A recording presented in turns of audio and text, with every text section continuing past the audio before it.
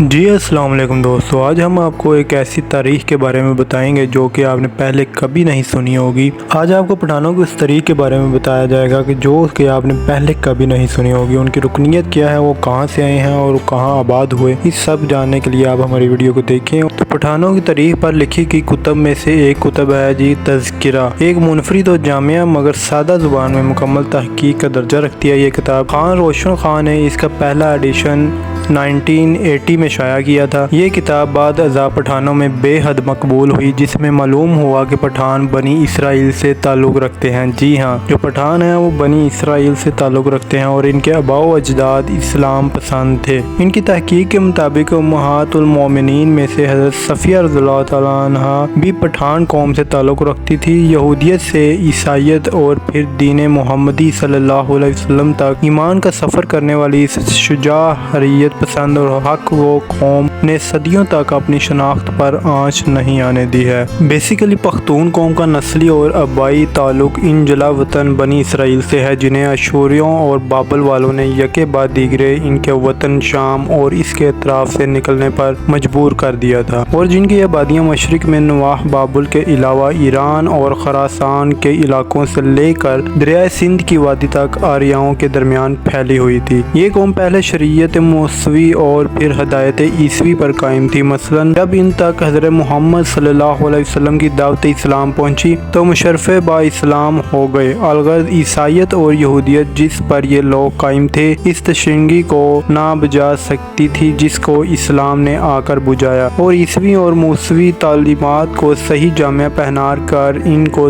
تا پایہ تکمیل تک پہنچا دیا۔ اسلام کی بدولت ان میں نئی زندگی پیدا ہوئی اور مایا سوری، شیخ حمید لودھی اور خصوصاً شہاب الدین محمد غوری کے دور اقتدار میں دہشت لوط یا بادیہ ایران کے مشرقی پہاڑوں سے مشرق کی طرف دریائے سندھ کی وادی تک اس سارے علاقے پر جہاں جہاں سے ساسانیوں اور تاتاریوں کے غلبہ کی وجہ سے یہ ہجرت کر گئے تھے، قبضہ کر کے دوبارہ آباد ہو گئے، اور محمد غوری کے زیر قیادت وہ پنجاب اور سندھ پر بھی قابض ہونے کے ساتھ ساتھ بنگال اور آسام تک بحیثیت حکمران جا پہنچے۔ اس کے بعد بنی اسرائیل کا زوال ہوا، اس کے بارے میں بات کرتے ہیں۔ شام سے جلا وطنی کی مختصر داستان یہ ہے کہ ہجرت سلیمان علیہ السلام کی وفات کے بعد ان کے بیٹے رجعام کو بادشاہ بنانے کے سلسلے میں بنی اسرائیل کے 12 قبائل اکٹھے ہو گئے اور رجعام کے سامنے اپنے کچھ مطالبات پیش کیے۔ رجعام نے ان کے مطالبات کو مسترد کر دیا۔ بنی اسرائیل کے 10 قبیلے اس بات پر ناراض ہو کر چلے گئے اور انہوں نے یربعام کو اپنا بادشاہ بنا لیا۔